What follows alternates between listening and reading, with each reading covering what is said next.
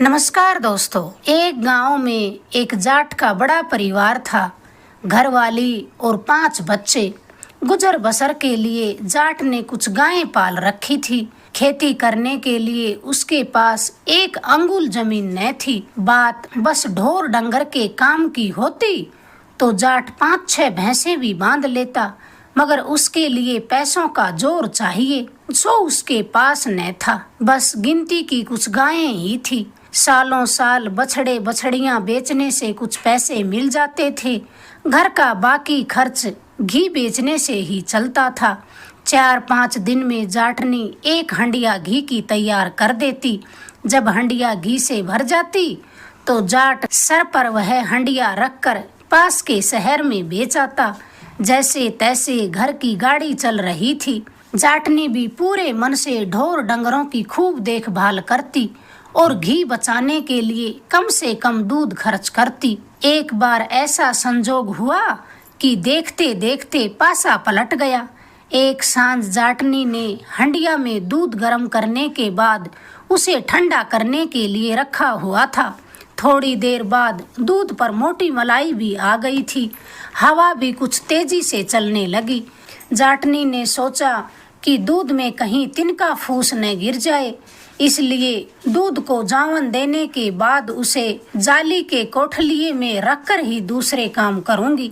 जावन देते वक्त हांडी में मलाई पर उसे एक तिनका नजर आ गया।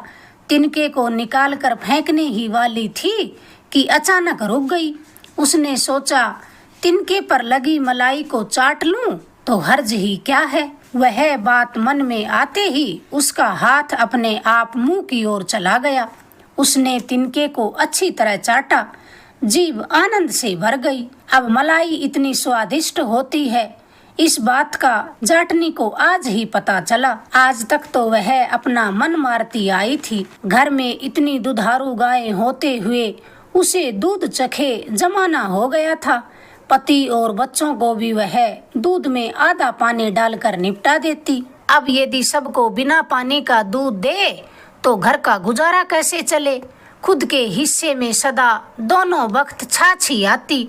जो भी रूखा सूखा बचता खुशी खुशी खा लेती।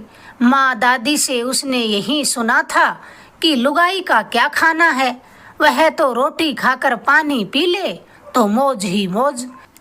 घर की करता धरता अगर चटखारे लेने लगे तो घर की गाड़ी कैसे चले। लेकिन आज मलाई चाटकर उसकी काया पलट हो गई। उसने आगा पीछा कुछ नहीं सोचा। उसी समय हंडिया की सारी मलाई चट कर गई। फिर क्या था, जीभ को मलाई का स्वाद आ गया। उस दिन के बाद सारी मलाई उतार कर खाना जाटनी का नियम सा बन गया। काशी की थाली में सारी मलाई निकालकर वह रोज चुपके से खा जाती।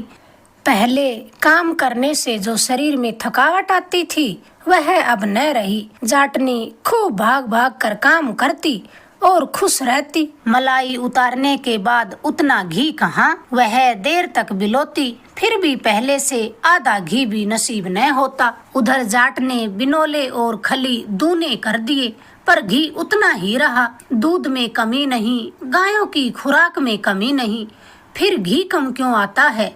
जाट की समझ में कुछ न आया। बिनोले और खली की उधारी बढ़ती गई। कुछ बचत हो तो चुकाए।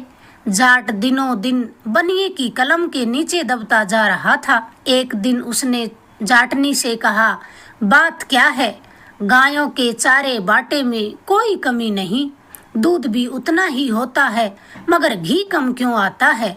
कहीं कोई जादूगरनी तो मक्खन नहीं खींच लेती। मैं तो गले तक कर्ज में डूब गया हूँ। थोड़े दिनों में उधार चुकता नहीं किया तो साहूकार सारे पशु बही में लिखवा लेगा। उससे भी रकम पूरी न पड़ी तो घर बेचकर भी पिंड नहीं छूटेगा। मैं तो चिंता में आधा हुआ जा रहा हूँ। भली मानुष, कुछ चिंता तो तुम भी किया करो। तुम तो भगवान जाने कैसे दिनों दिन मोटी होती जा रही हो। जाटनी का मुंह उतर गया। धीमे से बोली, बेकार ही चिंता करने से क्या होगा। मुझे तो यह सारी करतूत किसी जादूगरनी की ही लगती है। जाट ने फिर 2-3 झाड़ागरों को बुलाया। कई टोने टोटके करवाए पर वहीं ढाक के 3 पात। अफीमची को जैसे अफीम की लत लग जाती है, वैसे ही जाटनी को मलाई की लत लग गई थी। मलाई के लिए उसकी रग रग ऐंठती, आंतें खिंचती। उसने अपने मन पर काबू रखने की खूब कोशिश की, मगर उसका बस न चलता। आखिर वही हुआ जिसका डर था। साहूकार का खाता उसके सारे पशुओं को डकार गया। फिर घर गिरवी रखने पर भी बड़ी मुश्किल से पीछा छूटा। उसके बाद दोनों धनी लुगाई मजदूरी पर जाने लगे। इस पर मलाई के बिना जाटनी की हालत ऐसी हो गई कि बस पूछो मत। मलाई की चाह के आगे उसे रोटी पानी कुछ अच्छा न लगता। ऐसा लगता जैसे वह खाद खा रही हो। क्यों तो उस दिन हवा से हांडी में तिनका गिरता, और क्यों उन्हें यह दिन देखना पड़ता। एक तिनके ने घर का सत्यानाश कर दिया। बेचारी कुछ ही दिनों में सूख कर कांटा हो गई, जैसे उसने सुई को निगल लिया हो। आखिरकार उससे रहा न गया। एक दिन हिम्मत जुटाकर जाट से बोली, बुरा न मानो तो एक बात कहूँ, मैंने अपने अच्छे भले घर को बर्बाद कर दिया। एक तिनके से घर का घरौंदा कर दिया। फिर उसने ब्यौरेवार सारी बात जाट को बताई। सुबकते हुए कहने लगी, तुम मेरी बोटी बोटी कर दो, तब भी मेरा जुर्म कम नहीं होगा।